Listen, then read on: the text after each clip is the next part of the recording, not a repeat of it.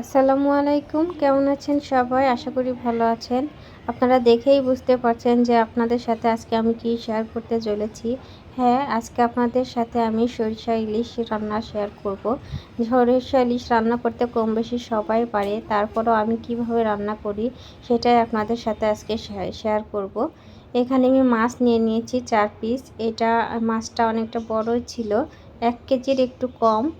তা আমি এখানে মাছটাকে ধুয়ে কেটে নিয়েছি। তারপর হলুদ আর লবণ দিয়ে আমি মাছটাকে কিছুক্ষণ মাখিয়ে ম্যারিনেট করে রাখবো। আমি মাছটা যেহেতু ভাজবো না, সেই জন্য লবণ হলুদটা যাতে এর মধ্যে সম্পূর্ণভাবে চলে যায়, সেই জন্য আমি মাছটাকে কিছুক্ষণ ম্যারিনেট করে রাখবো। তাহলে মাছটা খেতে খাওয়ার সময় অনেক স্বাদটা বেশি ভালো পাবেন। তো মাছগুলো ম্যারিনেট করা হয়ে গেলে আমি এখন চুলায় চলে যাচ্ছি। চুলায় কড়াই বসিয়ে দিয়েছি, কড়াইটা গরম হয়ে গিয়েছে। আমি দিয়ে দিচ্ছি এখানে সয়াবিন তেল। আমি সরিষার তেলে রান্না করতে চেয়েছিলাম, কিন্তু আমি রান্না করতে যেয়ে দেখি সরিষার তেল নাই, সেজন্য আমি সয়াবিন তেলে রান্না করছি। আপনারা এটা সরিষার তেলেও রান্না করতে পারেন, তবে স্বাদের কোনো হেরফের হয়নি। একদম অথেন্টিক সুন্দর যে সরিষা ইলিশের স্বাদ সেটাই ছিল। তা আমি পেঁয়াজটাকে হালকা নরম করে ভেজে নিয়েছি। তারপর কাঁচামরিচ আর সরিষা, এটা আমি সাদা সরিষা ব্যবহার করেছি, একসাথে করে আমি শিলপাটায় বেটে নিয়েছি।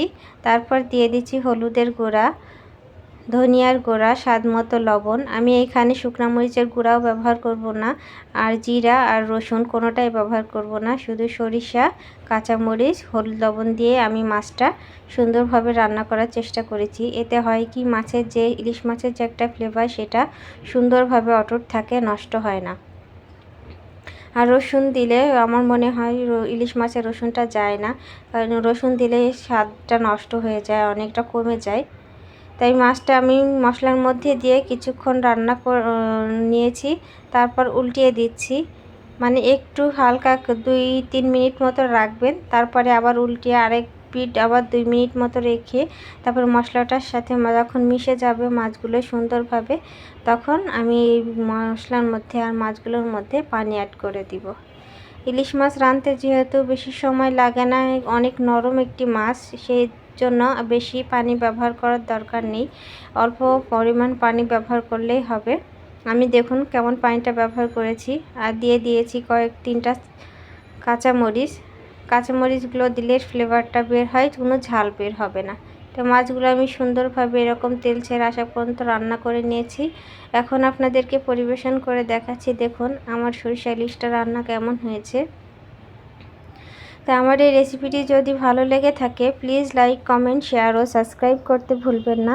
আর কাজটি যদি করে থেকে থাকেন, তাহলে আপনাদেরকে অসংখ্য ধন্যবাদ। ভিডিওটি না টেনে সম্পূর্ণ ভিডিওটি দেখার অনুরোধ রইল। আর বেল আইকন বাটনটি চাপ দিয়ে রাখবেন, তাহলে নতুন নতুন ভিডিও ছাড়া মাত্রই আপনাদের কাছে নোটিফিকেশনটি পৌঁছে যাবে। তাহলে আজকে এখানেই বিদায় নিচ্ছি। আল্লাহ হাফেজ। আসসালামু আলাইকুম।